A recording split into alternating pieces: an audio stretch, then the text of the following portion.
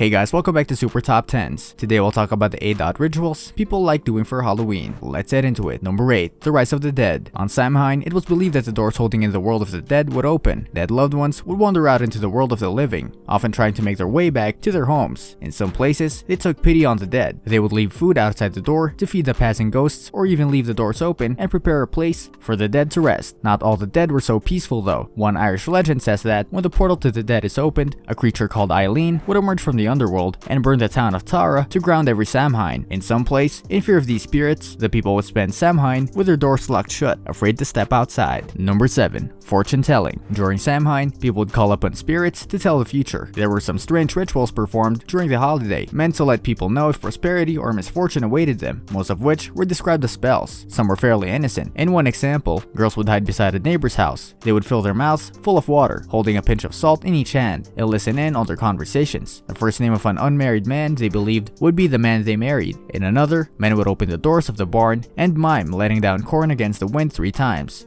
After the 3rd time, a spirit would pass through the barn, taking the appearance of the position they'd hold in adulthood. Boys were encouraged though to take the hinges off the doors, or else the spirit would never leave, staying behind to torment them. Number 6. Fairies kidnap people. During Samhain, fairies would leave their homes and roam the world of the mortals. That might sound like a magical moment, but these fairies weren't Tinkerbells. They were horrific monsters, and this was one of the most terrifying parts of the holiday. The fairies, led by the King of the Dead, would rise on storm clouds with an army of hellhounds to gather the newly dead. During Samhain though, they were less discriminate. Sometimes, they would pull the living, along with the deceased, and drag them to the afterlife. On the day of the festival, people would stay clear of fairy mounds, the hills that dot the Irish landscape, fearing that one would catch them if they stayed too close, and pull them down to hell. Number 5. The Creatures of the Cave of Cats. The most dangerous place of all during Samhain was Owain Nagat, the Cave of the Cats. This was a narrow hole dug into a hillside. According to the legends, the fairy queen had stopped there centuries before, and her maidservant had been so taken with the place that she asked to live there. Since then, the place had been overrun with malevolent spirits. People in the medieval times wrote countless of notes claiming that they'd seen monsters crawl out of the cave. One said that the apparition of the woman came out every year and took away 9 of the best animals from every herd. Another said that strange beasts would emerge from the cave, and another that demonic cats were set loose during Samhain to attack people in the town below. Number 4. People drank heavily. A major part of Samhain was getting as drunk as humanly possible. Samhain marked the last great harvest before winter, and grain would be taken in en masse before it was ruined by the frost, and people as a result would have a huge surplus of alcohol, and since refrigeration doesn't exist yet, they either had to use it or waste it. People drank incredibly heavily during Samhain. Getting drunk was so linked with a festival that every single ancient Irish story about drunkenness takes place during Samhain. There are whole legends like the intoxication of the Ulstermen that use people getting hammered during the festival as the enticing action, or even as the whole focus of the story.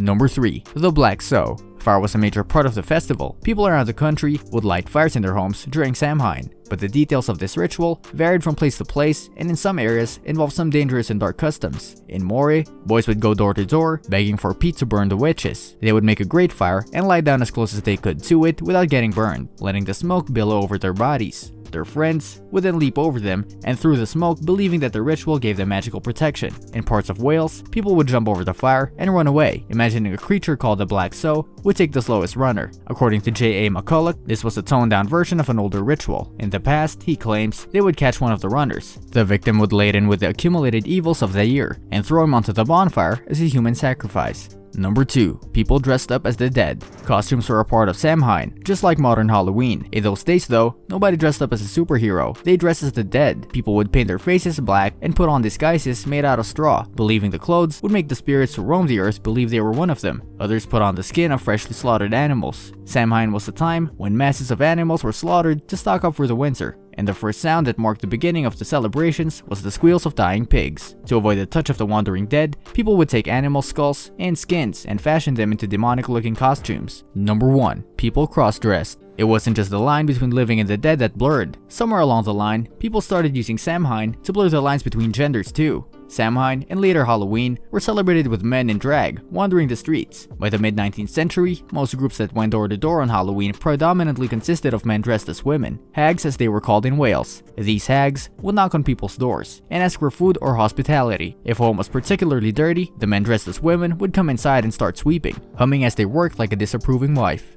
This brings us to the end of our video. I hope you enjoyed it. Hit like if you did, and don't forget to subscribe to our channel so that you don't miss any of our videos in the future. Also, watch the 2 videos that are on your screen because I'm sure you'll love them. With that, I'll see you in the next video.